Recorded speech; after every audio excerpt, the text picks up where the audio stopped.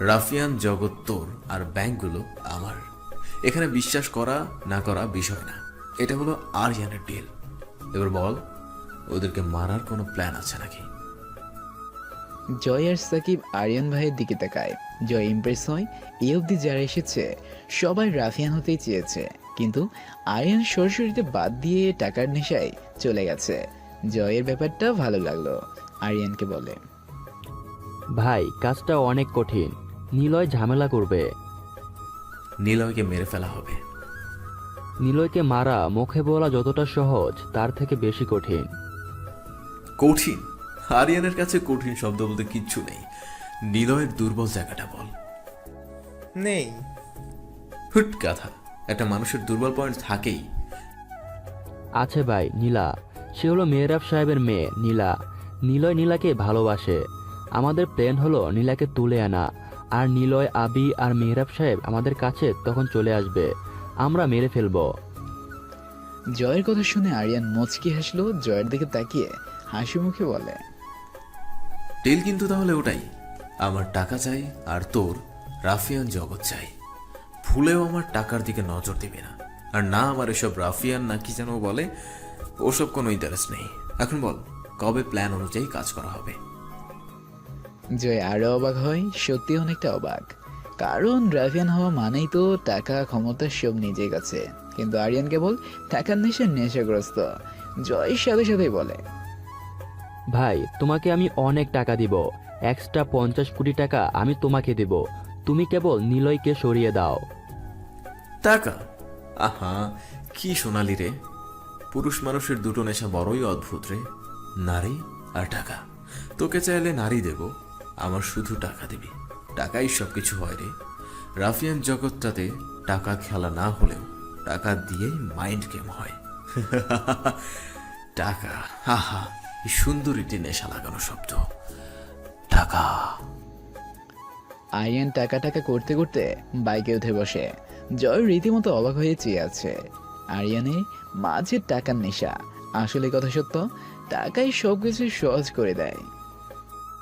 নেহা, আমাকে যেতে হবে।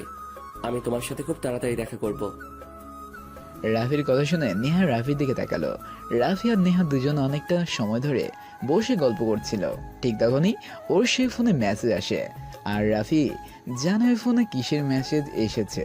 তাই নেহার পাশ থেকে উঠে রাফি কথাটা বলল। নেহা বলে, কি হয়েছে? আমি এখন যাচ্ছি, পরে কথা হবে। রাফি আর দাঁড়ায় না, নেহার থেকে চলে আসে। বাইকের উপর বসে পকেট থেকে ফোনটা বের করে। সেখানে লেখা, খাঁচায় বন্দি থাকা পাখিটা কেবল ডানা ঝাপটেই তার হিংস্রতা প্রকাশ করে। গলায় বেল্ট লাগানো কুকুরটাই কেবল শিকলে থাকা অবস্থায় ঘেউ ঘেউ করে হিংস্রতা প্রকাশ করে। যে কেউ তাদের কাছে যেয়ে দেখতে পারে, কিন্তু বনে থাকা সিংহ যতই চিড়িয়াখানাতে থাকুক না কেন, সিংহের কাছে কেউ যেতে পারে না। এটাই হলো হিংস্রতা। কাজটা ঠিক করলে না, তুমি খাঁচা থেকে বেরিয়ে এলে। অপেক্ষা করো, মৃত্যুর খেলাতে তোমাকে স্বাগত। রাফি বাইক স্টার্ট দেয়। কোথায় যাবে ও জানে না। কিছু দূর আসার পর ও দেখে দূর থেকে এই রাতের পরিবেশে কোনো একজন রাস্তার মাঝখান বরাবর বাইক নিয়ে পিছন ঘুরে দাঁড়িয়ে আছে। লোকটির সামনে কয়েকজন লোক দাঁড়িয়ে পুরো রাস্তাটা ব্লক করে রাখছে। রাফি থামে, বাইক থেকে নেমে দাঁড়ায়। কয়েক সেকেন্ডে দাঁড়িয়ে থাকে। সে এগিয়ে যেতে থাকে লোকটার দিকে। আশেপাশে সবগুলো ল্যাম্পপোস্টের বাতি যেন নিভে যেতে লাগলো। ঠিক লোকটা যেখানে দাঁড়িয়ে আছে তার পাশে দুইটা ল্যাম্পপোস্ট আলো দিয়ে যাচ্ছে। রাফি খুব কাছে যায়। লোকটা পিছন থেকে ডাক দিয়ে বলে, কে? এভাবে রাস্তার মধ্যে দাঁড়িয়ে আছো কেন? লোকটা কোনো কথা বলে না, ঘুরে রাফির দিকে তাকায়। মুখটা লম্বা হুড টুপিতে ঢাকা আছে, হাতে জ্বলন্ত সিগারেট, কালো পোশাক, যেন এটা রিয়েল রাফিয়ান। রাফির থেকে কয়েক হাত দূরে দাঁড়ায়। ডান হাতে থেকে সিগারেটটা ছুঁড়ে ফেলে দেয়। কোনো কথা বলে না, একজন লোকের দিকে তাকায়। ও সাথে সাথে পিছন থেকে আসে একটা ছেলে, রাফির দিকে এগিয়ে আসে। পকেট থেকে কয়েকটা ছবি বের করে রাফির হাতে দিয়ে আবারও নিজের জায়গায় এসে দাঁড়ায়। রাফির ছবিগুলো দেখতে থাকে। অজ্ঞান হয়ে হেলান দিয়ে বসে আছে। সামনে কাটে আগুন জ্বলছে। পরের ছবিতে দেখে রাফি কোনো এক আগন্তুককে বাইকের পিছনে বসে আছে। লিমনকে মেরে চলে আসার পর সে চিরচেনা শাটারের পাশে দুজন লোক। শেষ ছবিটাই রাফি দাঁড়িয়ে আছে জঙ্গলের পুকুরের সামনে, আর ওপাশে দাঁড়িয়ে আছে নেহা। তার মানে এই লোকটা সবসময় রাফি বা রাফিদের উপর নজর রেখেছিল। আর এটা হলো ওই লোকটা যাকে নীলা, নেহা, রাফি আর নীলের কথা বলার সময় দেখছিল জঙ্গলে ওই পুকুর পাড়ে। রাফির কাছে এখন অনেক কিছুই পরিষ্কার হয়ে গেছে। নেহার সাথে বসে থাকার সময় একটা মেসেজ, আর মেসেজের শেষ অংশে লেখা থাকে, কাজটা তুমি ভালো করনি, প্রস্তুত হও রক্তের খেলায়। তাহলে কি যে পাঠিয়েছিল সে জেনে গেছে রাফিয়া নীলের কাছে প্রকাশিত? তিনি কে? নাকি সামনে যে দাঁড়িয়েছে ইনি সেই অপরিচিত ব্যক্তি যে কিনা রাফিকে লিড করেছিল? নাকি এমন হতে পারে রাফির সামনে দাঁড়িয়ে থাকা ব্যক্তিটা আলাদা একজন, সেও রাফির মতো সেই অপরিচিত ব্যক্তির লোক। সে এইসব ছবি তুলে পাঠিয়ে দিয়েছে ওর কাছে, আর সে জেনে গেছে এর থেকে। তাহলে কি রাফিকে মারতে এসেছে সামনে থাকা লোকটা? না না, আমাকে সে মারবে না। মারার হলে আগেই মেরে ফেলতো। কিন্তু এই লোকটা রাস্তা আটকে শুধুই ছবি দেখাবে নাকি আরো অন্য কিছু করবে? কি চাই? রাফি কথাগুলো ভাবছে, তখনই দেখে আরেকটা ছেলে ওর দিকে এগিয়ে এসে হাতে ছোট্ট একটি চিরকুট ধরিয়ে দিয়ে আগের জায়গায় দাঁড়ায়। কারো বিশ্বাস ভাঙলে যারা বিশ্বাস ভেঙেছ তাকে মেরে দাও, না হলে সে হয় তোমাকে বিশ্বাসঘাতক বলে গালি দেবে, আর না হয় তোমাকেই মেরে দেবে। আমি স্বার্থপর হতে চাই না, আর না হতে চাই প্রজা। নিকষ কালো রাতে কেবল শোনা যাবে আর্তনাদ। আমাকে মাফ করে দাও। চিৎকারের শহরটা হবে উত্তপ্ত। একজনই বেঁচে থাকবে, আর সে হলো রাফিয়ান। রাফিয়ান এসে গেছে। রাফি চিরকুট পরে সামনে তাকায়। সামনে দাঁড়িয়ে থাকা আগন্তুক আর সাথে থাকা লোকগুলো বাইকের উপরে বসে থাকতে দেখেও রাফি কিছুটা ভয় পায়। ঠিক যেটায় ভয় সে পাচ্ছিল এতদিন, তাকে বিশ্বাস করে কেউ একজন তাকে এখানে পাঠিয়েছে। আর যে ব্যক্তিটা ছবি তুলেছে সেও রাফির মতো অন্যের কথা মতো কাজ করছে। কিন্তু রাফি এখন সবার সামনে প্রকাশিত, যা প্ল্যানে ছিল না। এর জন্যই হয়তো ওকে খেসারত দিতে হবে। কি অদ্ভুত লোকগুলো। রাফি কথাগুলো ভাবতে ভাবতে সামনে তাকায়। আগন্তুক রাফির দিকে 2 আঙ্গুল উঠিয়ে কপালে ঠেকিয়ে গুড বাই স্টাইলে হাত নাচিয়ে চলে যায়। রাফি বোকার মতো হাতে চিরকুট দিয়ে দাঁড়িয়ে থাকে। আমি চাই না কারো গোলাম হতে। তবে কি আমি নেহা আর নিলয়কে মেরে ফেলবো? না না, এটা কেন করব? কিন্তু ওদের না মারলে আমি কিছুই করতে পারবো না। আমাকে হয়তো নিলয়ের উপর নজর রাখতে আনা হয়েছিল। হতে পারে নিলয়কে মারার জন্য এমনটা করতে পাঠায় আমাকে এখানে। কিন্তু নিলয়কে মারবো কিভাবে? পুরো দাবা খেলার গুটিটাই তো এখন নিলয়ের কাছে। তাহলে কি নিলয় শত্রু জয়দের সাথে মিশে যাব আমি? না, ঠিক মিশবও না, আবার সবাইকে কিছু জানাবো না। রাফি বাইকে যেয়ে বসে, উদ্দেশ্য জয়দের কাছে যেয়ে ওদের সাথে টুকটাক কথা বলা। রাহাত মুখ আর মাথা থেকে চুল দাড়ি সব কেটে ফেলে। সেই আগের মতো হয়ে যায়। আয়নার সামনে দাঁড়িয়ে কিছু সময় নিজের মুখের দিকে তাকিয়ে থাকে ও। একটু আগে নীলয়কে ফোন করেছিল। সময় এসেছে প্রকাশ হওয়ার। প্রথম টার্গেট আমাদের খুব কাছের বন্ধু থেকে শত্রু জয়কে মারা। যেহেতু সময় এসে গেছে রাফিয়ান প্রকাশিত হওয়ার, তাই রাহাত মাথা আর মুখ থেকে দাড়ি চুল সব কেটে নিয়ে একদম ক্লিন মুখে আয়নার সামনে এসে দাঁড়িয়েছে। সামনের টেবিলে 2টা পিস্তল, বিছানায় কালো পোশাক রাখা আছে। রাফিয়ানি ড্রেস আপ। মাইন্ড গেমের এই শহর সবাই রাফিয়ান হতে চাইলেও সবাই পারে না। যেন চোর পুলিশের খেলার মতো মৃত্যু সবাইকে ধাওয়া করে বেড়াচ্ছে। মৃত্যু দ্রুত যেন সে নিজেই। রাহাত ড্রেস আপের দিকে তাকিয়ে কথাগুলো ভাবতে ভাবতে মুচকি এক হাসি দিল। আর দেরি করে না, ও গায়ে জামাটা পরে নিয়ে কোমরে পিস্তল গুজে নিল। টেবিলে থাকা ফোনটা হাতে নিয়ে নিলয়কে ফোন দেয়। প্রথমবারই রিসিভ করে নিলয়। রাহাত বলে ওঠে, দেখা হবে সেই অচেনা জায়গায়। মৃত্যুর খেলাতে শেষ বিজয়টা হবে নিজেদের। যাচ্ছি জয়ের কাছে। জয়ের শহরে যে খেলবো মাইন্ড গেমের বিবর্ষ সেই রক্তের খেলা। দেখা হচ্ছে তাড়াতাড়ি। রাহাত ফোন কেটে দেয়, ফোনটা অফ করে পুরনো বাড়ি থেকে বের হয় ও। কালো গাড়ির দরজা খুলে একটা সিট জ্বালিয়ে দাঁড়িয়ে থাকে। কয়েক টান দিয়ে মাটিতে ছুঁড়ে ফেলে দিয়ে ড্রাইভার সিটে যে বসে রাহাত। কোনো কিছু না ভেবে স্পিড তুলে সোজা চলে আসে গন্তব্যে। জয়ার সাকিব সে পুরনো জায়গায় এসে দাঁড়িয়ে আছে। একটু আগে কেউ একজন রাহাত আর নীলয়কে খুঁজে পেয়েছে, সেই খবর দেওয়ার জন্য ওদেরকে ডেকেছে।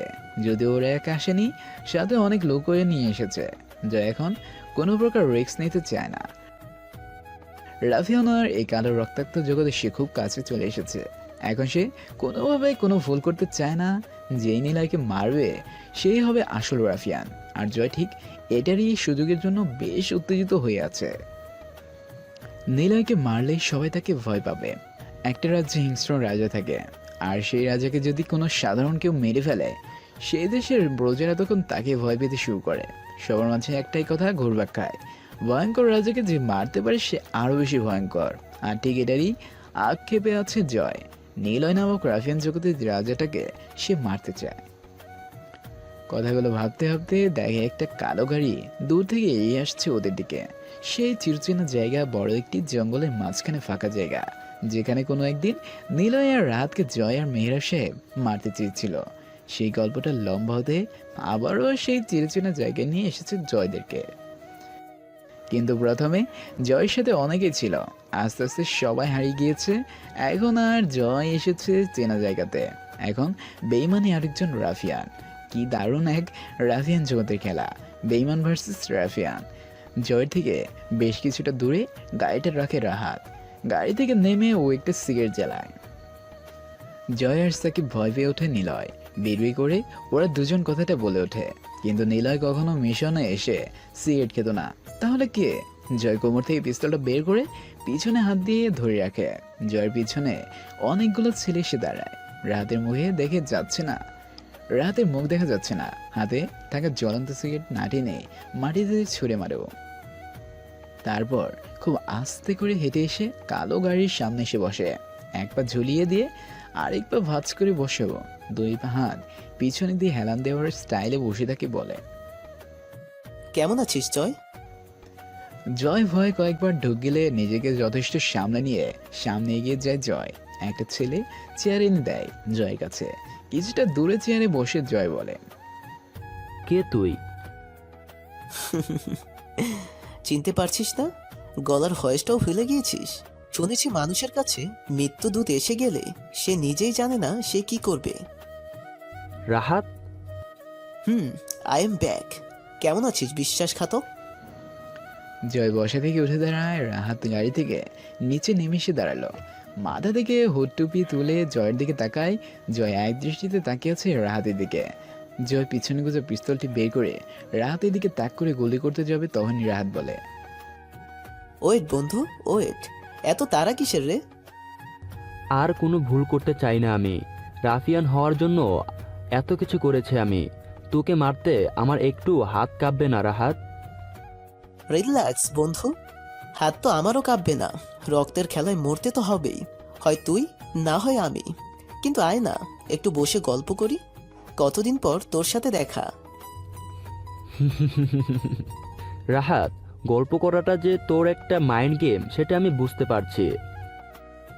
Mind game? আরে শোন না ভাই, রাহাত না মাইন্ড গেম খেলে না। রাহাত এসব মাইন্ড গেম খেলতে পছন্দ করে না। রাহাতের কাছে একটাই সলিউশন, ধরো তক্তা মারো প্যারে। বুঝলি না তো? আচ্ছা শোন, আমার কাছে যেটা ভালো লাগে সেইটা করি। কোনো কিছু না ভেবেই তোকে এখনই মেরে দিতে পারি, কিন্তু আমার না একদমই তোকে মারতে ইচ্ছে করছে না।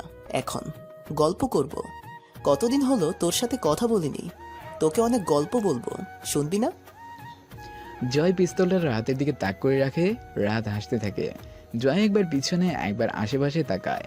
না, সবকিছু এখন জয়ের ভাবনা মতোই হচ্ছে, কিন্তু জয় জানে রাহাত যেখানে থাকবে নিলয় ঠিক সেখানেই থাকবে। জয় বলে, আমি জানি এটাই তোর মাইন্ড গেম, আমার সাথে কথা বলে সময় কাটানো, মানে নিলয়ের জন্য অপেক্ষা করাবি। এইসব না পুরনো হয়ে গেছে, নতুন কিছু থাকলে বল। নতুন কিছু? নতুন কিছু দেখতে চাস? তাহলে শোন, তুই এখনই চাইলেও আমাকে মারতে পারবি না। তোর পিছনে যে লোকগুলো আছে তারা সবাই আমার লোক। তোর হাতে থাকা যে পিস্তলটি আছে না, ওটাতে না কোনো গুলি নেই। বিশ্বাস হচ্ছে না? দে আমার কাছে। কথাটা বলেই রাহাত জয়ের কাছে এগিয়ে যায়। জয়ের হাত থেকে পিস্তলটি কেড়ে নেয়। কোনো কিছু না ভেবে নিজেই নিজের মাথায় গুলি করে, কিন্তু রাহাতের কথা সত্য, পিস্তল থেকে কোনো প্রকার গুলি বের হয়নি। রাহাত জোরে জোরে হাসতে থাকে। হাতে তালি দিতে দিতে হাসতে হাসতে গাড়ির কাছে যেতে দাঁড়ায়। তারপর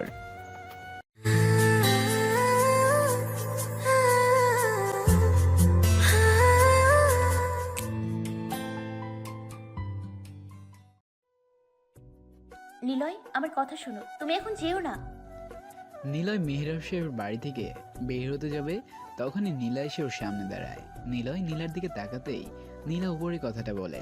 নিলয় কিছু সময় নীরব দৃষ্টিতে নীলার দিকে চেয়ে থাকে। নীলা আবারও বলে, নিলয় আজকে যেও না। নীলা, সামনে থেকে সরে দাঁড়াও। প্লিজ নিলয় আমার কথা শোনো, আমার কেমন যেন হচ্ছে।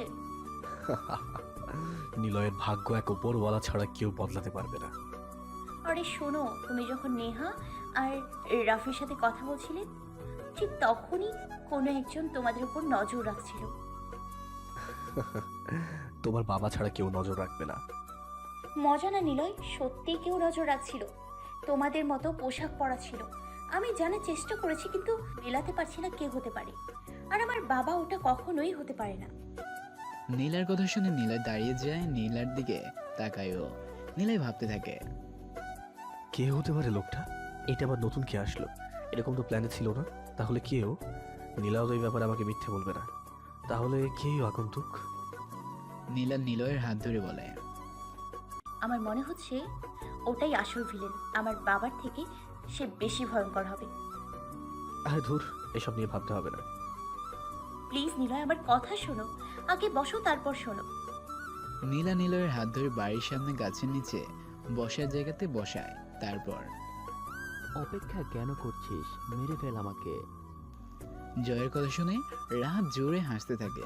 কয়েকবার ঘাড় ঘুরিয়ে জয়ের দিকে তাকিয়ে বলে, শোন, মানুষ ভয় পেলে দুটো জিনিস বেশ ভালো মতোই দেখা যায়। একটা সে হিতাহিত জ্ঞান শূন্য হয়ে পড়ে, আরেকটা হলো পুরো শরীর কাঁপতে থাকে, বিশেষ করে বেশি পা কাঁপে। তোর মাথাটা কাজ করছে না। এই আবুল মার্কা মাইক নিয়ে তুই কিভাবে রাফিয়ান হতে চাস? নীলয় অপেক্ষা না করে মেরে ফেল। মারবই তো। তবে শোন, কয়েকটা কথা বলি। বেইমানের সাথে আমার কিসের কথা? আগে তুই বন্ধু ছিলি। আমি রাফিয়ান হব। লুজার। দুজনে চুপ হয়ে দাঁড়িয়ে থাকে। অন্ধকার রাতে গভীর জঙ্গলে কেবল গাড়ির আলোতে দেখা যাচ্ছে কতগুলো মানুষ নিশ্চুপ হয়ে দাঁড়িয়ে আছে। রাহাত একটা সিগারেট জ্বালিয়ে জয়ের দিকে বাড়িয়ে দেয়। জয় ওটা নিয়ে মাটিতে ছুঁড়ে মারে। রাহাত উচ্চশব্দে হেসে ওঠে, তারপর বলে, আচ্ছা শোন না, এ সাকিব, এদিকে আয়। মনে আছে তোর, তুই আমার মাথার পেছন থেকে বাড়ি মারছিলি? দাঁড়া, দেখাচ্ছি। রাহাত উন্মাদের মতো গাড়ির পিছনে দৌড়ে ছুটে চলে যায়। ডিগি থেকে একটা লোহার রড বের করে এনে গাড়ির সামনে এসে দাঁড়ায়। হাতে ধরে সাকিবকে ডেকে বলে, ঠিক এরকমই একটা রড ছিল না আমার মাথার পেছনে বাড়ি দিয়েছিলি? মনে আছে? জয় জয় লিড করছিল। ওই দেখ, জায়গাটা দেখা যাচ্ছে। ওখানে নিলয় পড়েছিল আর আমাকে এখানে ফেলে রেখেছিলি। প্রশ্ন একটাই ছিল, কেন তোরা বেইমানি করেছিলি? জানিস, তোদের এমন রূপে আমাদের যন্ত্রণাটা এই বুকে এসে লেগেছিল। তোদের জন্য হারিয়ে গিয়েছিলাম। এই শহরে পাগল বেশে ছিলাম। আবি আর রাহি নামে দুজন মানুষ আসে পাগল বেশে। জানিস ওই রাহিটাকে? আমি আমি রাহাত। আর আভি নামে ছিল Niloy. No no no no, তোরা এত গাধা হতে পারিস না। কিভাবে চিনতে পারলি না আমাদের তোরা? ও No, no, Mr. Rahat. You are not stupid. Look at me. I am the masterminder, Mr. Rafian Behrab. Rahat ঘুরে তাকায়, চমকে উঠে পিছনে তাকিয়ে মধ্যবয়স্ক কালো স্যুট বুট পরে দাঁড়িয়ে আছে ভদ্রলোক রবি মেহরাব সাহেব। কিন্তু উনি কি বলল? ওরা বোকা না মানে কেন? আপনি? কেসা লাগা মেরা মাইন্ড গেম? আমার না হাসি পাচ্ছে। তুই কেন এত বোকা হবি? মানে তোরা কেন এত বোকা? তুই নিজেই এই জায়গাতে ডাকবি আর আমি সুরসুর করে চলে আসব? সেটা তো হবে না। রাফিয়ান জগতে একটা সাধারণ বিষয় কি জানিস? প্রতিশোধ। আর প্রতিশোধটা জমে কখন জানিস? যখন শত্রুগুলো নিজের লোকেরাই হয়ে থাকে। আর একই জায়গাতে ডেকে এনে শত্রুকে মারা, তখনই মাইন্ড গেম মজা লাগে। তোরা চিরকুট পাঠিয়ে বলতি না তোদের শহরে এসে পুরুষের জায়গাতে আমাদের স্টাইলে মাইন্ড গেমটা খেলবি। তখনই ধারণা হয়ে গেছে তোকে বা নীলয়কে এখানে আজকে পাবো। রাহাত জোরে একটা শ্বাস নেয়, মেহরাব সাহেবের দিকে তাকায়। উনি হেঁটে এসে জয়ের পাশে দাঁড়ায়, কোটের পকেট থেকে সিগারেটের প্যাকেট থেকে সিগারেটটা বের করে জয়কে দেয় একটা, আরেকটা উনি জ্বালায়, কয়েকটা দিয়েই বলে, আচ্ছা জয়, আমাকে কি খুব বোকা মনে হয়? দেখে বলো তো, আমি কি অনেক বোকা? আহালে বাবুটা কত বোকা। রাহাত, তোদের প্ল্যান তো সব ঠিক ছিল, সব, কিন্তু ছোট্ট একটু ভুল করে ফেলেছিস সালমানকে মারার ঘটনায়। যদিও জানি সালমানকে তুই বা নিলয় কেউ মারেনি, কিন্তু সন্দেহটা ওখান থেকেই হয়। এজন্য ছোট একটি মাইন্ড গেম খেললাম তোর আর সরি আবি না, নিলয়কে নিয়ে। শুনবি সেটা কি?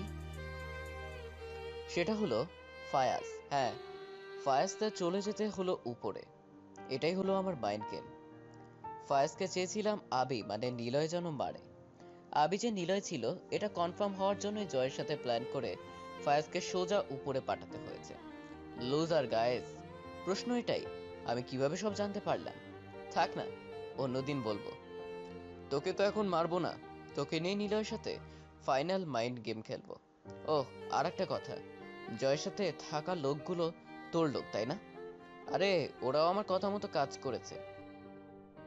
2 দিন আগে আমরা নতুন লোক নিলাম গ্যাংয়ে, জয়কে ভাগ করে দিলাম লোকগুলো, আর তুই সহজেই তাদের কিনে নিলি গতকালকে। বাট কি হলো জানিস? বেঈমানদের মধ্যেও কিন্তু বেঈমান থাকে। শোন, তোকে একটা গল্প শোনাই। 4 জন চোর সোনা চুরি করে জঙ্গলে এসে ভাগ করছিল। সোনার পরিমাণ এতই বেশি ছিল আর 4 জনের চাহিদাটাও ছিল এত বেশি যে প্রথম জন ভাবলো এদের মধ্যে একজনকে যদি পানির সাথে বিষ মিশিয়ে খাইয়ে এক এক করে সবাইকে মেরে ফেলি তাহলে পুরো সোনাটাই আমার। এভাবে সবাই একই রকম ভাবে ভাবলো। সবাই একই রকম ভাবছে, সবাই ভেবেছে একজন একজনকে মেরে ফেলে নিজের কাছেই সোনাগুলো রাখবে। 4 জনই গেল পানি আনতে আর পানিতে বিষ মিশিয়ে রেখে দিল। 4 জন পাশে পাশে বসে এক একজনের কাছে পানি এগিয়ে দেয়। পানি হাতে সবাই ভাবে শালা তুই খা, খেয়েই মরবি, তখন সোনাগুলো আমার হবে। তোর হাত থেকে পানি খেয়ে আরামের সময় কাটিয়ে সোনা দিয়ে পাড়ি যাব গাধা কোথাকার। ভাবতে ভাবতে সবাই পানি খেয়ে ফেলে, কিছুক্ষণের মধ্যে সবাই সেখানেই মারা যায়। সোনাগুলো তাদের পাশেই পড়ে থাকে। মোরাল অফ দ্য স্টোরি কি? বিশ্বাস আর বেঈমান দুটো দিক দেখা যায়। ওই যে বললাম না, বেঈমানদের মধ্যেও বেঈমান থাকে। ওই লোকের মধ্যে এমন 2 জন লোক আছে যারা তোর সাথে সহমত হয়নি। ওরা আমার কাছে এসে টাকা দাবি করে তোর প্ল্যান সবটাই বলে দেয়। আমি আরো বেশি টাকা দিয়ে ওদের অভিনয় করতে বলি তোর কথা মতো। কেমন লাগলো আমার মাইন্ড গেম? তবে শোন, আমি চোর, তবে সোনার অংশ কাউকে ভাগ দেব না। আর না, আমি রেখে মরে যাব। আমার সিংহাসন আর সোনার শহরটাও চাই। জয়, রাহাত, সাকিব সবাই মেহরাব সাহেবের দিকে অবাক দৃষ্টিতে তাকিয়ে থাকে। লোকটাকে যতটা বোকা ভাবা হয়েছিল আসলে তিনি তার থেকেও বেশি চালাক, মাস্টার মাইন্ড গেমার। যেন ঠিক শেষ বলেই সক্কা হাঁকিয়ে হাসি মুখে ব্যাট নাচিয়ে বিজয় ছিনিয়ে নিয়ে যাচ্ছে। তবে মেহরাব সাহেবের সম্পূর্ণ কথা শেষ করতে শুনতে পায় রাহাত উচ্চ শব্দে হাসছে। কি ব্যাপার, নিশ্চিত মৃত্যু জেনেও তুই হাসছিস কেন? প্ল্যান সবটাই ঠিক ছিল, কিন্তু খেলাটা খেলবো আমি আর নিলয়। কথাটা বলে রাহাত কোমর থেকে পিস্তলটা বের করে ট্রিগার চাপ দেবে, ঠিক তখনই পিস্তলটা জোর গতিতে একটা স্পোর্ট বাইক ওদের মাঝখান দিয়ে চলে যায়। কয়েক হাত দূরে গিয়ে বাইকটা রাখা হয়। মাথায় হেলমেট পরা মেহরাব সাহেব আর জয় রাহাতের দিকে তাকায়। রাহাত হাত কেটে রক্ত বের হচ্ছে, পিস্তল পড়ে আছে নিচে। জয় এগিয়ে যাচ্ছে পিস্তলগুলো নিতে, ঠিক তখনই গুলি চালানোর শব্দ শোনা যায়। জয়ের থেকে 1 হাত দূরে বুলেট এসে পড়ে। জয় সামনে থাকা বাইক থেকে ছেলেটা নেমে পিস্তলটা হাতে নিয়ে জয়ের দিকে গুলি করছে। জয় মেহরাব সাহেবের কাছে এসে দাঁড়ায়। বাইকের ছেলেটা তখনও মাথায় হেলমেট পরে আছে। মেহরাব সাহেব বোঝার চেষ্টা করছে কে বা কেন এখানে এসেছে। রাহাত আমাদের মারুক এটাও সে করছে না। আবার জয় পিস্তল নিতে যাওয়ার সময় বাধা দিল। তাহলে কেউ কি চায়? আমাদের মারছে না, রাহাতকেও মারছে না, তাহলে সমস্যাটা কি ওর? কথাগুলো ভাবতে ভাবতে মেহরাব সাহেব দেখে ছেলেটা মাথা থেকে হেলমেটটা খুলে দাঁড়িয়েছে। কেউ কিছু বলবে তার আগেই ছেলেটা বলে ওঠে, আমি রাফি। আমি জানি না রাফিয়ান কি, কেবল এটা জানি আমাকে এখানে পাঠানো হয়েছে। এখানে আসার পর বুঝেছি আসলে রাফিয়ান এমন একটা জায়গা বা পজিশন যেখানে সে একবার গেলে তার কাছে সবাই মাথা নত করতে প্রস্তুত, অর্থাৎ সবাই তার কথা মতো কাজ করবে, না করলে কোনো সুযোগ ছাড়াই সোজা উপরে পাঠানো হবে। আর এই রাফিয়ান জগতের রাজা হলো নিলয় নামের একজন। সে জানে আমি কে, কিন্তু সে এটা জানে না আমাকে কে এখানে পাঠিয়েছে। আর আমি শিওর আপনাদের মধ্যে কেউ একজন আছে, সে মাস্টার মাইন্ড, আর সেই সবার সামনে থেকে গোপনে বসে সবকিছু খেলছে। আমার কেবল তাকে চাই, না হলে সবাইকে মেরে ফেলবো আমি এখানে। রাফির কথা শুনে কিছু সময় রাহাত, জয়, সাকিব আর মেহের সাহেব চুপ হয়ে দাঁড়িয়ে থাকে। তারপর চারজন একসাথে উচ্চ শব্দে হাসতে থাকে। রাফি ওদের হাসি দেখে হাওয়াতে ফায়ার করে। জয় এগিয়ে যাবে, তখনই মেহের সাহেব কানে কানে বলে, আমার একটা প্ল্যান আছে, শোনো। এই রাফি ছেলেটাকে আমি চিনি না, আর না জানি সে কেন কোথা থেকে এসেছে। তবে ভালো কাজের ছেলে, আমাদের কাজে আসবে খুব। ওকে দিয়ে নিলয় আর রাহাতকে মারবো। পুরো দেশে ওর নামটাই হেডলাইন করে দেব যে রাফি খুনি, নিলয় আর রাহাতকে মেরেছে। যখন সবাই এটা জানবে, তখনই আমরা রাফিকে মেরে দেব। এখন তোমার কাজ হলো, তুমি বলবা আমি সেই মাস্টার মাইন্ডের। তাহলে রাফি আমার কাছে চলে আসবে, আর তখনই ওকে গিয়ে খেলবো শেষ গেমটা। বাহ স্যার বাহ, আপনি আসলেই একজন চতুর লোক। রাফি এখানে মাস্টার মাইন্ড হলেন উনি, হয়তো উনি গোপনে সবকিছু খেলেছে। এত সহজে বিশ্বাস করে নেব ভাবলে কি করে? রাহাত মাটিতে থাকা পিস্তলটি হাতে ধরে নেয়, রাফির দিকে তাক করে বলে, দেখ ভাই, সেই কখন থেকে তোদের পেঁচাল শুনছি। আমি না এইসব দেখবো আর না শুনবো, খেলবো তো আমি মাইন্ড গেম। কথাটা শেষ করে ট্রিগারে চাপ দেবে ঠিক তখনই জয় পিছন থেকে লোহার রড দিয়ে রাহাতের মাথায় জোরে বাড়ি দেয়। রাহাত ধুম করে মাটিতে পড়ে যায়। রাফি অবাক দৃষ্টিতে তাকিয়ে থাকে সেদিকে।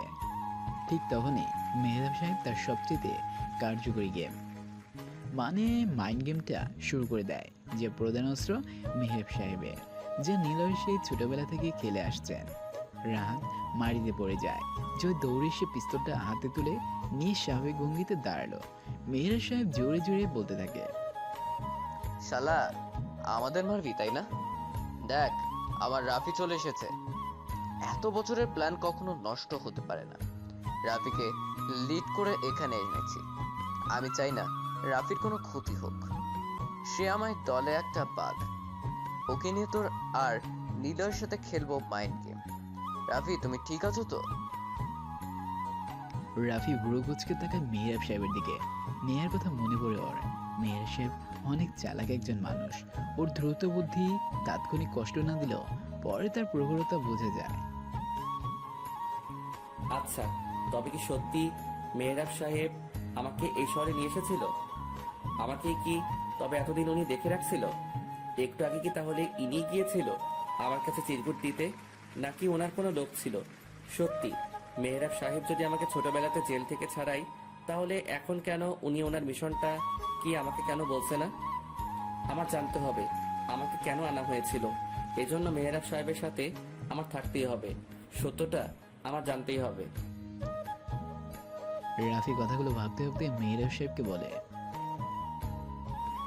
আপনি কি তাহলে আমাকে এখানে এনেছেন? মেহরাব সাহেব চতুর হাসি হেসে দিয়ে রহস্য রেখে বলে, কেন এত আগ্রহ সবটা জানার? জানবে তুমি সময় মতো। তোমাকে এনেছিলাম এক অবেলায়, এনেছিলাম স্বার্থ নয়, ভালোবাসার তাড়নায়। ভালোবাসো, সবটা জানবে।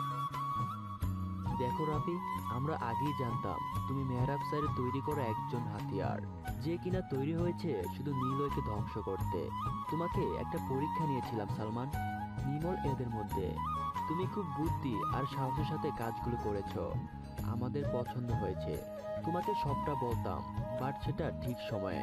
কিন্তু আজকে সব জেনে গেছো তুমি। মানে আমাকে আনা হয়েছে নিলয়কে ধ্বংস করার জন্য? মেহরাব সাহেব একটু হাসলো। জয় কানের কাছে মুখ নিয়ে বলল, স্যার কেমন খেললাম রাফির সাথে কথার মাইন্ড গেম? এবার আপনার পালা। মেহরাব সাহেব একটা সিগারেট জ্বালায়, রাফিকে বলে, গাড়িতে উঠো, নীলাকে কিডন্যাপ করো, আর নীলাকে জানাও নীলা ও রাহাতকে তুমি আর জয় কিডন্যাপ করে নিয়েছো। দেখবে নিলয় কি করে, তখনই বুঝতে পারবো নীলাকে কেন মারার জন্য তোমাকে এনেছি। তোমার অতীতে নিলয় জড়িয়ে আছে, একটা শত্রুতা আছে, সব বলবো, চলো আমার নিলয় সাথে। সিগারেট জ্বালায় পাশে নীলা বসে আছে। নীলা বিড়বিড় করে অনেক কিছু বলছে নিলয়কে, কিন্তু নিলয় সবকিছু শুনছে না। ওর মাথার মধ্যে একটাই চিন্তা, এখন যেতে হবে। কথাগুলো ভাবতে ভাবতে নিলয়ের ফোনে বেজে ওঠে। অচেনা নাম্বার রিসিভ করেও। হ্যালো প্রিয় বন্ধু, কেমন আছো? চিনতে পেরেছ? আমি জয়, তোর বন্ধুরে। ভাবছিস তোর নাম্বারটা কোথায় পেলাম? সহজ হিসাব পরে বলবো। কি জন্য ফোন দিলাম শোন আগে। তোর বেস্ট ফ্রেন্ড, সরি আমারও তো বন্ধু হয়, রাহাত। রাহাতকে সোজা থাক বলবো না, লাশটা দেখে যা। আর শোন, তোকে সরাসরি চ্যালেঞ্জ করলাম, সাহস থাকলে রাহাতের লাশটা তুই নিজে এসে নিয়ে যাস। মনে রাখিস, চ্যালেঞ্জটা আমি তোকে দিয়েছি, তাই এটাতে রুলসটা আমারই তৈরি করা। একা আসবি, আর কোনো অস্ত্র ছাড়া, ভয় পাস না যেন আবার। নিলয় চুপ হয়ে যায়, ফোনটা কানে ধরে রাখে। নীলা ওপাশ থেকে বলে। কার ফোন? কে ফোন করেছে? কি বললো? নিলয় কোনো উত্তর দিল না। ফোনের ওপাশ থেকে আবার জয় বলে। এখনই হাওয়া বের হয়ে গেল নাকি তোর? শালা, সাহস থাকলে আয় সেই পুরনো জায়গায়, যেখানে তোকে মারাটা সম্পূর্ণ করতে পারেনি, সেখানেই চলে আসবি। আচ্ছা, একটা গুড নিউজ শোন, রাতকে এখনো মারেনি, তোকে আধমারা করে রেখেছি। তুই আসবি, তোর সামনে ওকে মারবো। আয় ভাই, তাড়াতাড়ি আয়। নীলয় ফোন কেটে দেয়, কোমর থেকে পিস্তলটা বের করে নীলার কাছে দেয়। কিছু সময় নীলার মুখের দিকে তাকিয়ে থেকে বলে। এই প্রথম হয়তো আমি কারো কথা দিয়ে রাখতে পারবো না। আজকে হয় মারবো না হয় মরবো, তবে মরার পার্সেন্টেজ অনেকটা বেশি। নীলা, ভালো থেকো। তোমার কিচ্ছু হবে না নিলয়, আমি তোমাকে এখন আটকাবো না। আমি দেখতে পাচ্ছি তোমার বিজয়ী। একটা রিকোয়েস্ট, আমার বাবাকে আমার সামনে কখনো মারবে না। তোমার বাবা জেনে গিয়েছে আমি নয়, নিলয়, তাই তোমার বাবা জয়কে নাম্বার দিয়ে কল করিয়েছে। নিলয় কথাটা বলে চলে আসার জন্য কয়েক পা বাড়ায়। নীলা দৌড়ে নীলার সামনে দাঁড়ায়, চোখের দিকে তাকায় নীলা। নিলয় অবলোকভাবে তাকিয়ে থাকে নীলার দিকে। নীলা আর দেরি করে না, নিলয় ঠোঁটে ওডলা লিপস্টিক প্রলিপটা ঠোঁট মিশ্রিত করে কিছু সময় দাঁড়িয়ে থাকে। নীলা নীলাকে ছাড়িয়ে নিয়ে আর না দাঁড়িয়ে সোজা বাইক নিয়ে চলে আসে চেনা রাস্তায়। কিছু সময় পর সেই পুরোনো জায়গাতে চলে আসে নিলয়। দূর থেকে দেখে অনেকগুলো গাড়ি দাঁড়িয়ে আছে, মাঝখানে বসে আছে জয় আর রাফি। রাহাত আর মেহরাব সাহেবকে দেখা যাচ্ছে না। নিলয় কিছুটা দূরে বাইক রেখে নেমে দাঁড়ায়, আশেপাশে তাকায়, সবকিছু স্বাভাবিকভাবেই আছে। নিলয় পায়ে হেঁটে এগিয়ে যেতে থাকে জয়দের দিকে। কয়েক পা হাঁটার পর নিলয়ের কানে ভেসে আসে গঙ্গানির শব্দ। নিলয় খেয়াল করে পাশে একটা গাড়ির ডিগি থেকে শব্দটা আসছে। নিলয় ডিগিটা খুলে দেখে সেখানে মেহরাব সাহেবকে মুখ টেপ দিয়ে আর হাতে দড়ি দিয়ে বেঁধে রাখা হয়েছে। নিলয় মেহরাব সাহেবের মুখ থেকে টেপটা খুলে দেয়। মেহরাব সাহেব হাঁপাতে হাঁপাতে বলে। আবি, তুমি এখানে? আমাকে বাঁচাও, জয় আমাকে তুলে এনেছে, আমাকে এখান থেকে নিয়ে চলো। কিন্তু আপনাকে। নিলয় আর কোনো কথা বলতে পারে না। ধুম করে একটা শব্দ হয়। নিলয়ের মাথার পিছনে হক স্টিক দিয়ে জোরে বাড়ি মারা হয়। নিলয় সিটকে পড়ে পিছনে ঘুরে তাকিয়ে দেখে আরিয়ান দাঁড়িয়ে আছে, ওর হাতে হক স্টিক। মেহরাব সাহেব জানে আরিয়ানকে জয় নিয়ে এসেছে টাকা দিয়ে। আরিয়ান নিলয়ের মাথায় বাড়ি দিয়ে মেহরাব সাহেবের বাঁধন খুলে দেয়। এটাই ছিল মেহরাব সাহেবের প্রথম মাইন্ড গেম। মেহরাব সাহেব গাড়ি থেকে বেরিয়ে নীলয়ের কাছে এসে দাঁড়ায়। নিলয় মাটিতে পড়ে আছে। মেহরাব সাহেব নিলয়ের ডান হাত ধরে টেনে জয়দের কাছে নিয়ে যায়। নিলয় জ্ঞান হারায়নি। নিলয়কে বসা হয়েছে মাটির উপরে। নিলয়ের সামনে আরিয়ান, রাফি, জয় আর মেহরাব সাহেব দাঁড়িয়ে আছে। নিলয় মাটিতে হাঁটু ভাঁজ করে বসে মাথা নিচু করে বসে আছে। জয় বলে ওঠে। হ্যালো মিস্টার রাফিয়ান, কেমন লাগছে আমাদের খেলা? জয়, ও হলো আমার বন্ধু আবি। ওকে রাফিয়ান কেন বলছো? আমি নিলয়কে মারতে দেব না যতক্ষণ না আমার প্রশ্নের উত্তর জানতে পারছি আমি। ওরা সবাই ওদের মধ্যে কথা বলতে থাকে। নিলয় এবার শব্দ করে হাসলো। সবাই থেমে যায়। নিলয় হাসতে হাসতে বলে,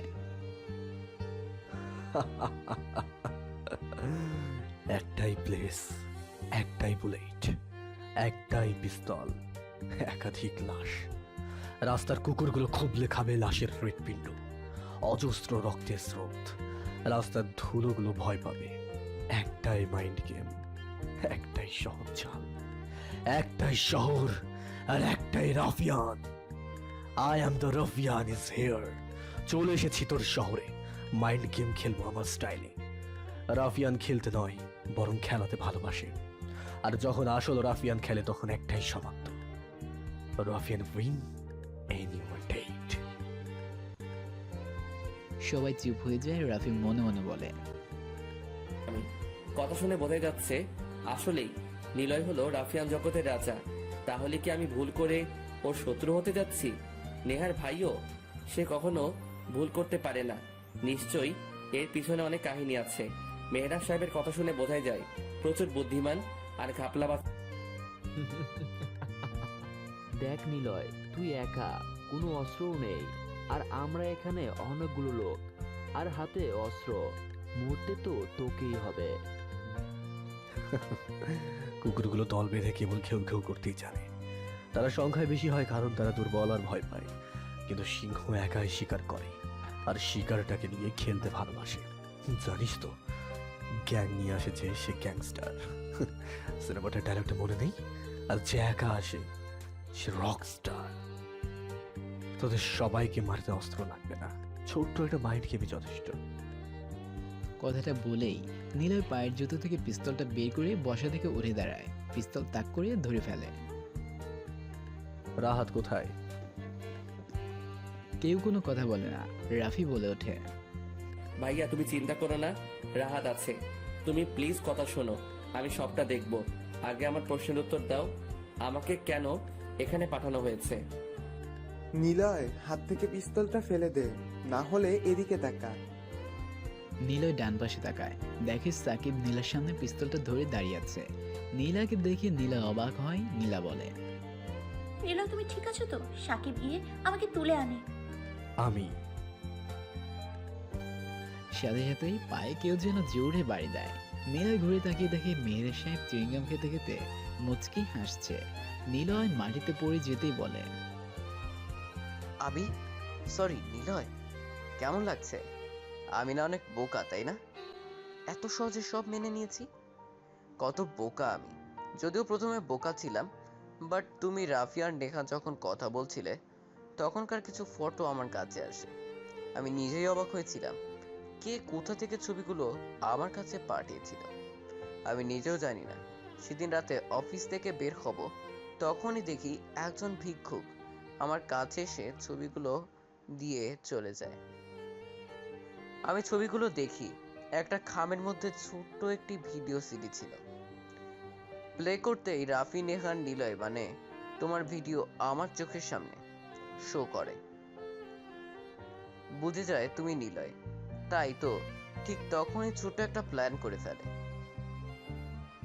ফায়াজকে মেরে ফেলি, তোমাকে দিয়েই মেরে ফেলি ওকে। আচ্ছা, ছবিগুলো কে পাঠিয়েছিল নিজেই জানি না, তবে মজার ব্যাপার হলো সে হয়তো তোমার ভালো চায় না। বুঝলে নিলয়? চলো তোমার সাথে কিছু সময় গল্প করি।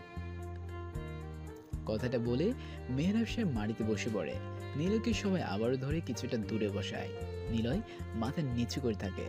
মেহরাব সাহেব সিগারেটটা জ্বালায় কয়েকটা দিয়ে বলে, তুমি জেনেই গিয়েছো নেহা তোমার বোন, কিন্তু তুমি এটা জানো না তোমার মা বেঁচে আছে। অবাক হচ্ছ? অবাক হওয়ারই কথা আছে। ভয় নেই, তোমার মা বা বোনকে আমি মারিনি। জানো তো নিলয়, আমি বড্ড খারাপ লোক। দেখো না, দেখো দেখো, তোমাকে দুর্বলতা ছিলই না, অথচ এখন তিনটে দুর্বলতা তোমার সামনে। নীলা, নেহা আর তোমার মা। এখন বলো কে সেরা, আমি না তুমি? যার কাছে এতদিন মা ছিল মৃত, হুট করে মা বেঁচে আছে শুনে অবাক হলেও সেটা দুর্বলতা প্রকাশ করে না। আর সিংহের দুর্বলতা থাকলেও গর্জনে সবাই ভয় পায়। নেহা আমার বোন, এটা আমি জেনেছিলাম অনেক আগে। তোকে কে বাঁচিয়েছিল সেদিন, যেদিন তোকে এখানে মারতে চেয়েছিলাম? সেদিন কে বাঁচিয়েছিল? জয়, সবটা জানবো তো, তারপর ওকে সোজা।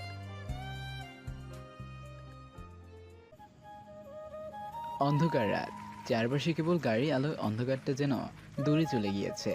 মেহরাব, জয়, আরিয়ান, সাকিব, রাফি আর নীলা একজন ব্যক্তির উপর তাকিয়ে আছে, আর সে হলো নিলয়। নিলয় মেহরাব সাহেবের সামনে মাথাটা নিচু করে বসে আছে ধুলোর উপরে। মাথাটা যন্ত্রণা করছে ওর। মেহরাব সাহেব সিগারেটটা জ্বালিয়ে কয়েকটা টান দেয়, নিলয়ের দিকে তাকিয়ে বলে, তোমার বাবা আদনান ছিল আমার বন্ধু। সেদিন হসপিটালে তোমার বাবার সাথে পরিচয় হয় আমার। সেদিন হসপিটালে আসার আগেই আমি চুরি করতে যে ধরা পড়ি, তাই আমার গায়ে ছিল ক্ষত চিহ্ন। ঠিক ওই রাতে আমার স্ত্রী প্রসব ব্যথা শুরু হয়। আমি একজন বড় রকমের চোর ছিলাম সে সময়। অভাবটা কি আমি বুঝতাম। নিজের স্ত্রীকে হসপিটালে আনবো সেরকম কোনো টাকাও ছিল না আমার কাছে। আর না, হসপিটালে এসে বেডের বিল আর ডক্টর ফিস দিতে পারতাম না কখনো। যখন কষ্টে হসপিটালে যে পৌঁছাই, তখন পুরো ছিলাম নিঃস্ব। হসপিটালে প্রবেশ রাস্তায় তাকিয়ে দেখি একজন গাড়ি থেকে নেমে মহিলাকে আঁকড়ে ধরে হসপিটালে নিয়ে আসছে। তিনি ছিলেন তোমার বাবা আর মা। তোমার মাকে হসপিটালে ভর্তি করার পর যখন বাইরে আসে, তখনই আমার স্ত্রীর প্রসব ব্যথাটা শুরু হয়ে যায়। বিয়ে করব ভেবে পাচ্ছিলাম না। তোমার বাবা আদনান সাহেব আমার সামনে এসে জানতে চায় কি হয়েছে। আমি আমার স্ত্রীর দিকে তাকিয়ে বলি, ও প্রসব ব্যথায় কাতরাচ্ছে। এটাও বলি যে আমার কাছে ডক্টরের বিল দেওয়ার মতো টাকা নেই। উনি আমার স্ত্রীকে নিয়ে কেবিনে নিয়ে যায়। আমি করিডোরে বসে থাকি, কারণ আমার কাছে তখন ডক্টর এসে আমাকেই দেখভাল করে। আমি নিজেই তখন উঠে দাঁড়ানোর মতো শক্তি খুঁজে পাচ্ছিলাম না। ডক্টর এসে আমাকে অনেকটা সময় দেখার পর শুনতে পাই একটা বাচ্চার কান্নার শব্দ। বুঝতে পারি কারো বাচ্চা হয়েছে। তার কিছু সময় পর শুনতে পাই আরো একটি বাচ্চার কান্নার শব্দ। বোঝা যায় প্রথমটা তুমি কাঁদছিলে, আর পরেরটা আমার মেয়ে নীলা। কিন্তু তোমার বাবা অনেকটা সময় পর আমার কাছে এসে বলে, ভাই আপনার মেয়ে হয়েছে, কিন্তু ভাবি অতিরিক্ত অসুস্থ থাকায় তিনি ঘুমাচ্ছে। আর আমার ছেলে হয়েছে। জানেন, আমার ছেলের নাম আগে থেকেই ঠিক করা ছিল। আমি খুশিতে হেসে জানতে চাই কি নাম। তিনি বলেন নিলয়, যা আমার স্ত্রীর নামের সাথে মিল রেখে রাখা। আমি তখন বলি, তাহলে আমার মেয়ের নাম নীলা রাখবো। নীলা নীলা নামটা অনেক মানাবে, যেহেতু ওরা একই দিনে হয়েছে। আমার কথা শুনে তোমার বাবা অনেক খুশি হয়। ঠিক সেদিন থেকেই ওনার সাথে আমার বন্ধুত্বটা শুরু। আমাকে তিনি নীলার আব্বা বলে ডাকতো, আমি ডাকতাম নিলয়ের আব্বা। অনেকটা সভ্যতা গড়ে ওঠে আমাদের। একই বাড়িতে থাকতে শুরু করি। তোমরা কেবল তখন হাঁটতে শুরু করেছিলে। আমি আর তোমার বাবা রোজ রাতে করে বাজার থেকে আড্ডা দিয়ে ফিরতাম। একদিন দুজনে ফিরেছি, মনে আছে নিলয় তোমাদের বাড়ির সামনে একটা বড় লম্বা করে পুকুর আছে, আর ওই পুকুরের উপর দিয়ে চলে গেছে মালবাহী ট্রেন রাস্তা। সেখান দিয়েই আমরা হেঁটে আসছিলাম। ওই দিন রাতে পুকুরের কাছে আসতে দেখি চলন্ত ট্রেনে থাকা পুলিশ যেন কাদেরকে পিটাচ্ছে। তখনই খেয়াল করি একটা বস্তা পুকুরের পানিতে এসে পড়ে। ট্রেন চলে যায় অনেকটা দূরে। আমি আর তোমার বাবা বেশ কিছু সময় দাঁড়িয়ে থেকে পরিস্থিতি বোঝার চেষ্টা করছি। আমি ওনাকে বলি, চলুন কি আছে বস্তায়, একবার দেখে আসি। উনি প্রথমে না করে দেয়। আমি বলি, হয়তো লাশ থাকতে পারে। পরে তোমার বাবাকে নিয়ে আমরা পানিতে নামি। যেখানে পড়েছিল সেখানে এসে দেখি একটা বস্তা পড়ে আছে, বেশ ভারী, তবে আয়তনটা অনেক ছোট। বস্তা বস্তা। মেহরাব সাহেব একটু থামে, হাতে থাকা সিগারেটটা অনেক আগে শেষ হয়ে গিয়েছে। রাভিয়ান জগতের সৃষ্টিকর্তা মেহরাব সাহেব নিলয় আর তার শত্রুর আসল অতীতগুলো আজকে সবার সামনে প্রকাশ করছে। সবাই জানতে চেয়েছে এতদিন কেন নিলয় আর মেহরাব সাহেবের মধ্যে শত্রুতা। মেহরাব সাহেব শুধু পুলিশ আর নিলয় মাস্তান বলে, চোর পুলিশের শত্রুতা বলে। না না, এমনটা না। এটাই তো রাফিয়ান জগতের মূল টুইস্ট। রাফিয়ান জগৎ সৃষ্টিকারী মেহেরব সাহেবও জানে না তাকে নিয়েও মাইন্ড গেম খেলা হয়, আবার নীলয় জানে না তাকে নিয়েও মাইন্ড গেম খেলা হয়েছে। রাফিয়ান জগতে কেবল একটাই খেলা, আর সেটা হলো মাইন্ড গেম। আর এই মাইন্ড গেমে দুটো রাস্তার খেলা। মাইন্ড গেম যে যতটা কঠিন করে খেলতে পারবে সেই হবে উইন, অর্থাৎ হয় মারো না হয় মরো। রাফিয়ান জগতে কেবল একটাই কথা চলে, আর সেটা হলো ক্ষমা নেই, পিস্তলেগুলি খেতেই হবে। যে যত বেশি বুদ্ধি দিয়ে কাজ করবে সেই বেঁচে থেকে রাফিয়ান হওয়ার মুকুটটা অর্জন করবে। কথায় আছে বাপেরও বাপ আছে। রাফিয়ান গল্পটা ঠিক এরকমই। জয় মেহেরা সাহেবের সাথে মাইন্ড গেম খেলে ক্ষমতাটা আদায় করতে, আবার মেহেরা সাহেব উল্টা সবার সাথে মাইন্ড গেম খেলে বেড়াচ্ছে। আসলে রাফিয়ান জগতে যে যত নিজেকে বুদ্ধিমান বলবে সে ঠিক ততটাই বোকা। মেহেরাব সাহেব সবার দিকে একবার তাকায়, সবাই চুপ হয়ে দাঁড়িয়ে ওনার কথাগুলো শুনছে। নীলার দিকে তাকায় মেহেরাব সাহেব। নীলয় আর নীলা একই দিনে হয়েছিল, সেই জন্ম থেকে ওরা একসাথে। কি সাংঘাতিক ব্যাপার! মেহেরাব সাহেব বসে থেকে উঠে দাঁড়ায়, মাথা নিচু করে থাকা নীলয়ের চুলগুলো টেনে পাশে থাকা লোহার রড দিয়ে কবজির উপর জোরে বাড়ি দেয়, কিন্তু নীলয় এবার শক্ত আর স্থির হয়ে বসে থাকে। নীলয় এবার ওর নিজের মাঝে থাকা হিংস্রতাকে প্রকাশের প্রস্তুতি নিচ্ছে। মেহেরাব সাহেব নিলয়কে গালি দিয়ে চেয়ারে এসে বসে, আরও একটি সিগারেট জ্বালিয়ে টানতে থাকে ও। ধোঁয়াগুলো উপরে ছিঁড়ে দিয়ে উচ্চ শব্দে হাসছে উনি। হাসতে হাসতে আবার বলতে শুরু করে। দুজনার চোখ তখন সোনার চাকচিক্যে জলজল করছে। আমার চোখ তখন সোনার সৌন্দর্যে বিকশিত হয়ে গেছে। বেশ মনোরম সেই দৃশ্য। বুঝছিলাম পুলিশগুলো কেন চলন্ত ট্রেনে থাকা ছেলেগুলোকে পিটাচ্ছিল, আর ওদের মধ্যে একজন বাইরে এটা ফেলে দেয়। হয়তো ধারণা হয়েছিল পরে এসে ওদের লোক এখান থেকে নিয়ে যাবে, কিন্তু না, সেটা আমাদের কাছে চলে আসে। তবে সেই দৃশ্যটা বেশিক্ষণ দেখতে পাইনি। তোমার বাবা তাড়াতাড়ি ব্রিফকেস বন্ধ করে দিয়ে বলে, এগুলো আমাদের পুলিশদের কাছে হস্তক্ষেপ করে দেওয়া দরকার। কথাটা শুনে মাথাটা প্রচন্ডভাবে গরম হয়ে যায় আমার, আউলিয়া হয়ে যায় আমি। তোমার বাবার সাথে থাকতে থাকতে ভালো মানুষ হয়ে যাচ্ছিলাম ঠিকই, কিন্তু ওই রাতে সোনাগুলো দেখে আর নিজেকে ঠিক রাখতে পারিনি। তোমার বাবাকে বলেছিলাম, নীলার বাবা আজ রাতে থাক, আমরা পরে ভেবে চিনতে থানায় দিয়ে আসবো। আরও কয়টা দিন বাকি, আমাদের অপেক্ষা করা দরকার। কি হয় না হয় সবটা আমাদের বুঝে শুনে কাজ করতে হবে। উনি হয়তো সহমত পোষণ করে, কিন্তু আমি ছিলাম অস্থির। প্রথমে ভেবেছিলাম সোনাগুলো থানায় দেব, না, আমরা দুজনে ভাগ করে নেব। কিন্তু আমার মাঝে থাকা শয়তানটা এমনভাবে আমাকে চেপে ধরে যে নিজেকে সামলাতে পারছিলাম না। পুরো সোনার কেসটা আমারই দরকার ছিল। আমার তখন বড়লোক হওয়ার নেশা চেপে বসে। বাড়িতে এসে সারা রাত শুয়ে শুয়ে ভেবেছিলাম কিভাবে সবটা যেমন সোনা হাতিয়ে নেওয়া যায়। পরের দিন সকালে নীলাকে সহ নীলার মাকে পাঠিয়ে দিই দূরে। আমি থেকে যাই তোমার বাবার সাথে। খুব কষ্টে বুঝে সোনাগুলো রেখে দেই আমাদের কাছে। কিন্তু আসল ঘটনা ঘটে সপ্তাহ 2 পরে। আমি প্রায়শই ওখান থেকে একটা একটা করে সোনা চুরি করে শহরে বেচে দিতাম, আর প্রচুর টাকা আসতে থাকে আমার এটাই তোমার বাবা বুঝে ফেলে।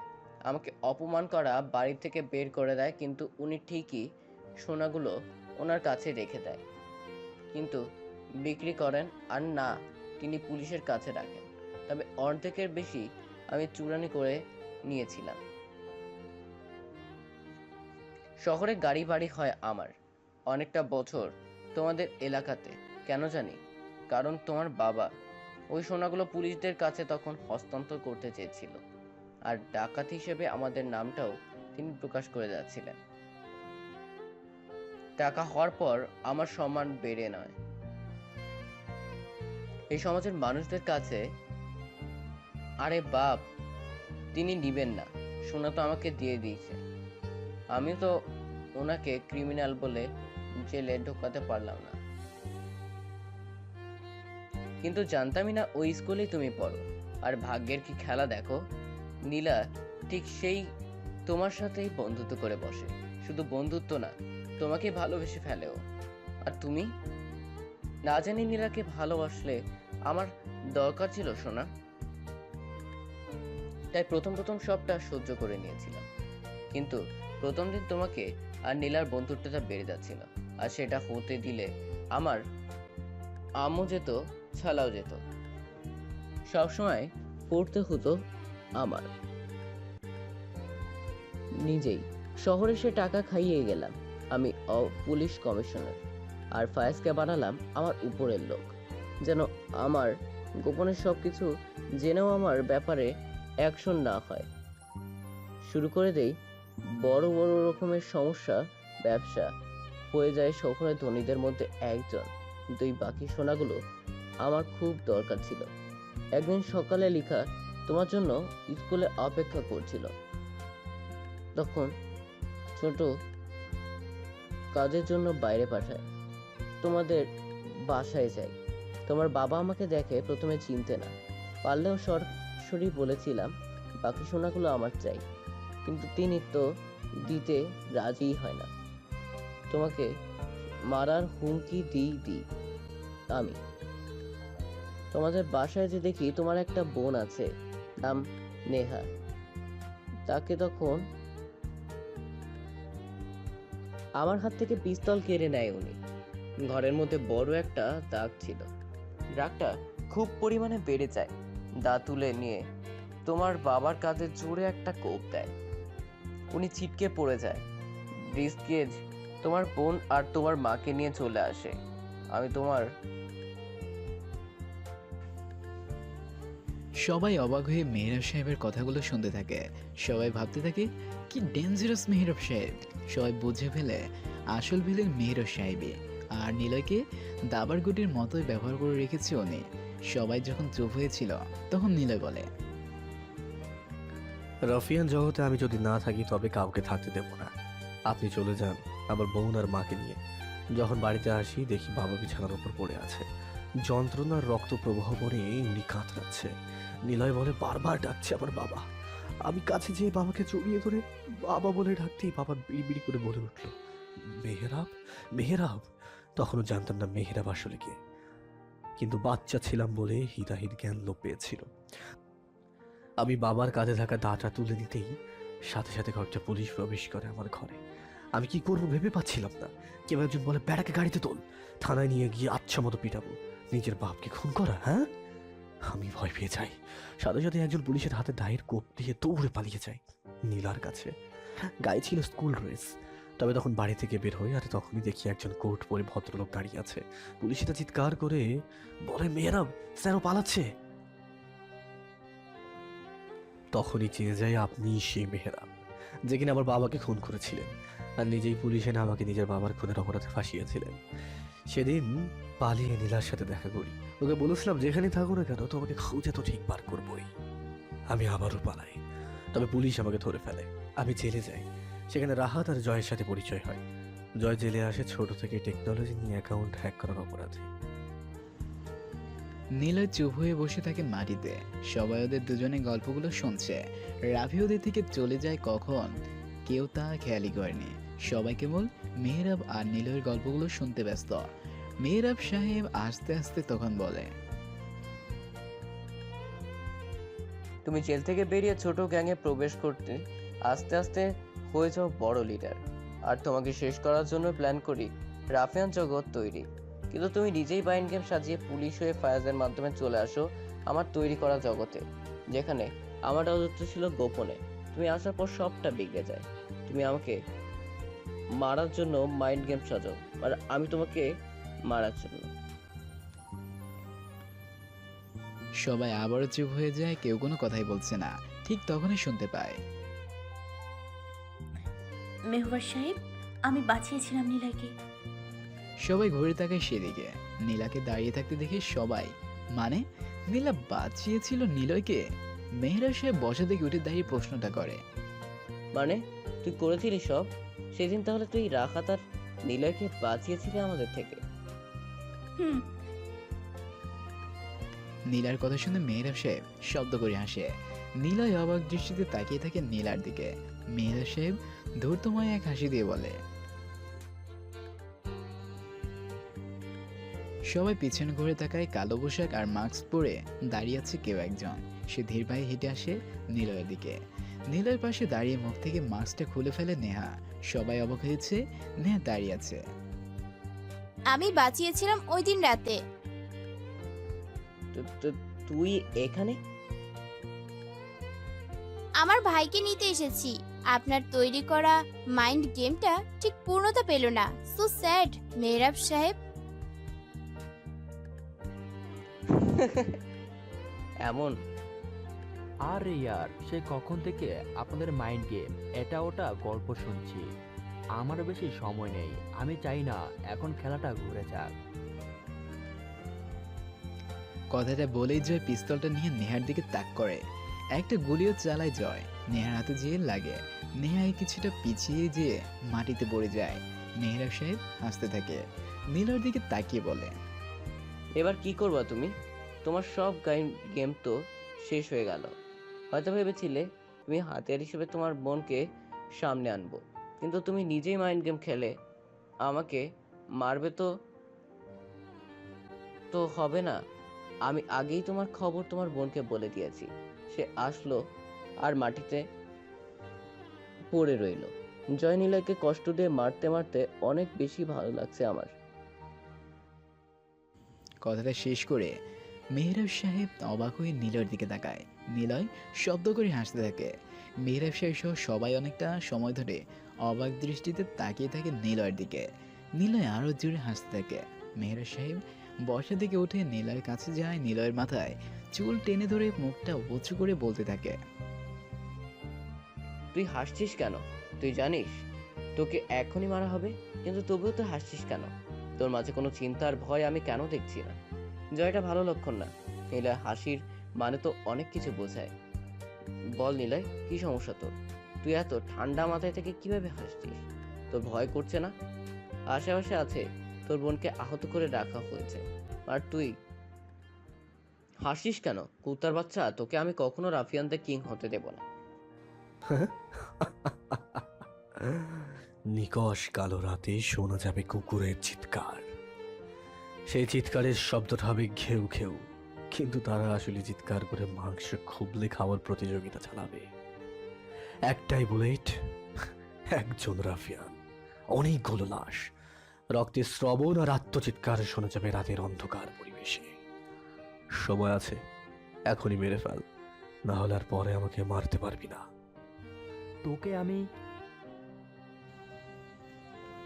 জয় কথাটা বলে নীলয় বুকে লাথি মারে। নীলয় পড়ে যেয়ে বসে আবারও হি হি করে হাসতে থাকে। হাসতে হাসতে বলে, আবারও বলছি, আমাকে একটা বুলেটেই মারবি। বুলেটটা যেন আমার কপালে এসে লাগে, না হলে শেষ নিঃশ্বাস অব্দি আমি কাউকে বাঁচতে দেবো না।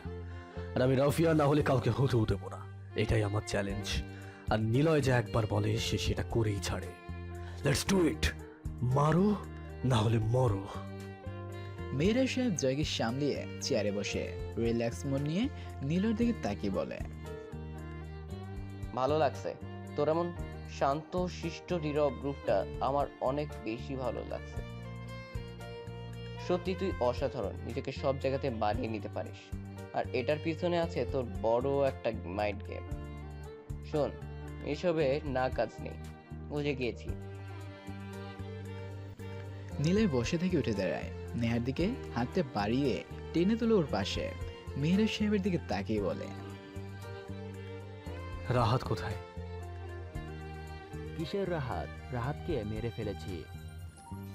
কথাটা বলার সাথে সাথে নীলয় এক পা ভাঁজ করে বাম পায়ের জুতা থেকে পিস্তলটা বের করে শাট করে একটা গুলি করে জয়ের পায়ে। জয় ধপ করে বসে পড়ে মাটিতে। জোরে চিৎকার দিয়ে উঠে পিস্তলটা হাতের সামনে ধরে শান্ত ভঙ্গিতে বলে, রাহাত কোথায়? কার সাহস আছে রাহাতকে মেরে ফেলেছে কথাটা বলার? দেখো নিলয়, আমি একটা বিষয় জানি। তুই আমাকে কথা দিয়েছিলি তুই থাকতে আমার ক্ষতি হবে না। বিশ্বাস করো, তোকে একটা অনুরোধ দিচ্ছি। মানে কি? একা মানে? একা মানে একাই, আমি হব রাফিয়ান। আর আমি? তুমি আবার কি? তুমি আমার লোক হবে? আমি অর্ডার পালনের জন্য এত কিছু করিনি। আমি হব রাফিয়ান। দেখো জয়, তুমি কিন্তু বেশি কথা বলছো। সাহসটা দেখে অবাক হচ্ছি।